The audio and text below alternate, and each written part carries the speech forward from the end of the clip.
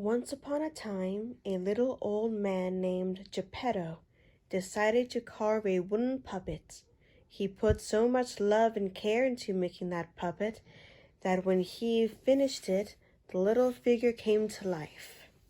"How happy this makes me," said Geppetto. "Now what shall I call him?" "Pinocchio! That's a good name for a puppet." Geppetto loved Pinocchio like a son, even though Pinocchio was naughty and was always getting into trouble. And because he wanted Pinocchio to have an education, Geppetto sold his only coat in order to buy a school book for his new son. But on the way to school that very first day, Pinocchio saw a puppet theater, and that naughty boy sold his brand new book for the price of a ticket to the puppet show. After the show, Pinocchio went to talk with the other puppets, and he met the owner of the theater. When the owner heard that Geppetto had sold his coat to buy a school book, and that Pinocchio had sold the school book for a ticket to the puppet show, he scolded Pinocchio. Then he gave Pinocchio 5 pieces of gold and said,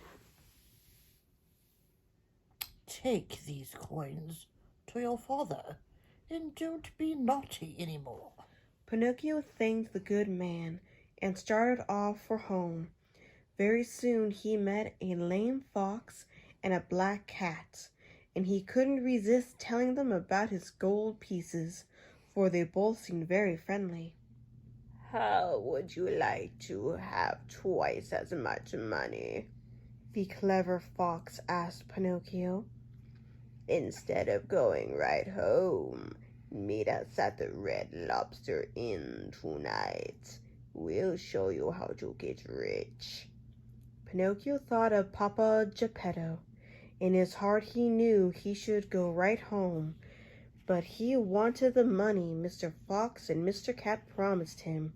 So he agreed to meet them and carefully memorized the directions to the inn. Pinocchio walked for hours.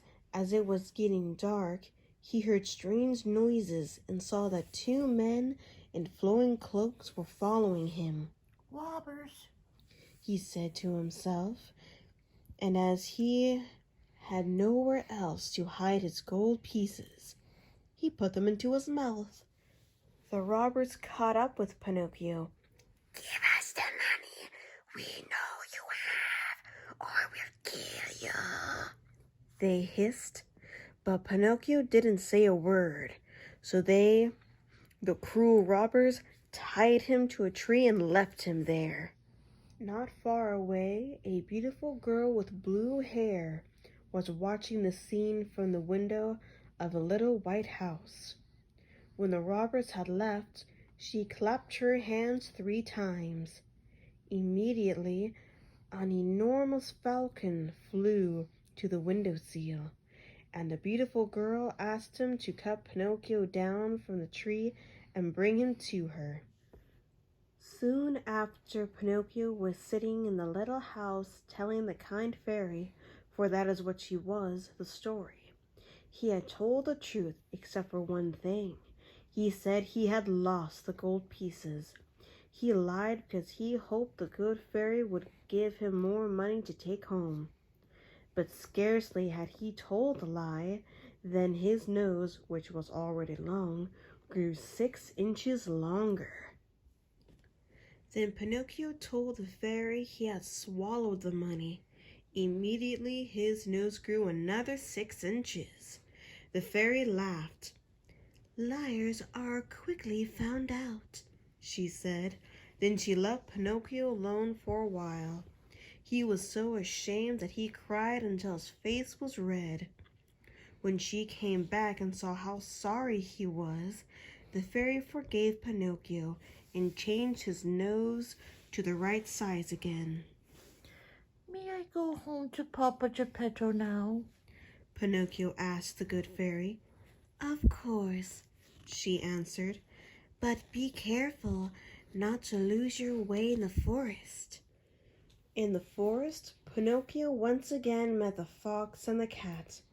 Poor Pinocchio, not knowing they were the culprits who had left him tied to a tree, told them how he had outwitted the robbers and saved his money. "What you shall do now," said the clever fox, "is plant your gold pieces in the field of miracles, and they will multiply 1,000-fold." Sad to say, instead of going home to his good father, Pinocchio went with the fox and the cat. He buried his money in the hole in the ground. "Go away and come back in 20 minutes, the fox said, "and you'll find a little bush with pieces of gold growing on all the bushes." Pinocchio was very excited. He shook hands with his good friends and walked away, but when he had come back to the field, there was no little bush covered with pieces of gold. There wasn't even any gold coins in the hole he had dug. Too late, Pinocchio understood what had happened, and he threw himself to the ground and wept. When Pinocchio had cried himself out, Pinocchio decided to go home and face the punishment Geppetto would surely give him for being so naughty. But when he got home, Geppetto wasn't there. A neighbor told Pinocchio that Geppetto had gone off to search for his lost son. Sadly, Pinocchio said, "Then I will stay home and be a good boy and wait for Papa Geppetto to return."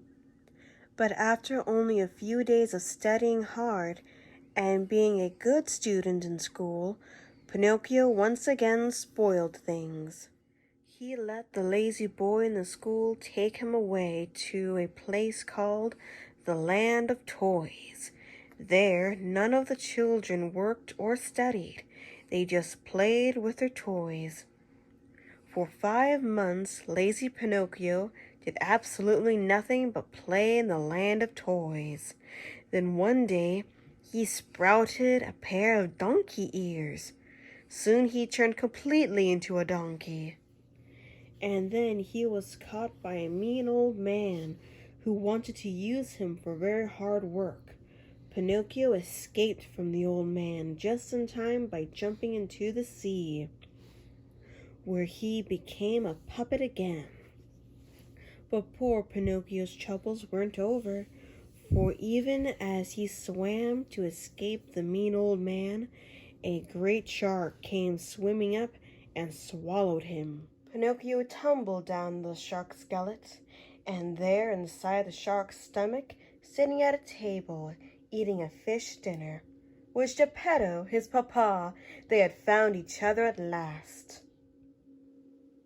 After Pinocchio and Geppetto had hugged and kissed each other, they planned their escape. They waited until the shark was sound asleep, and when they could hear its snores, they crept over its terrible sharp teeth and escaped into the sea. Pinocchio and Geppetto swam and swam and swam until finally they reached the shore. There they made a little hut for themselves, and Pinocchio went to work for a gardener who made him carry heavy buckets of water all day in return for a very poor meal for himself and old Geppetto. And when Pinocchio woke up the next morning, he was no longer a wooden puppet. He was a real little boy, and in his pocket was a brand new wallet, and inside the wallet were 40 shiny pieces of gold. Geppetto could hardly believe his eyes when he saw Pinocchio and the wallet with the pieces of gold.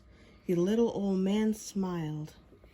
"When naughty children turn over a new leaf, they become happy, and they make their families happy," he said as he hugged his real live son.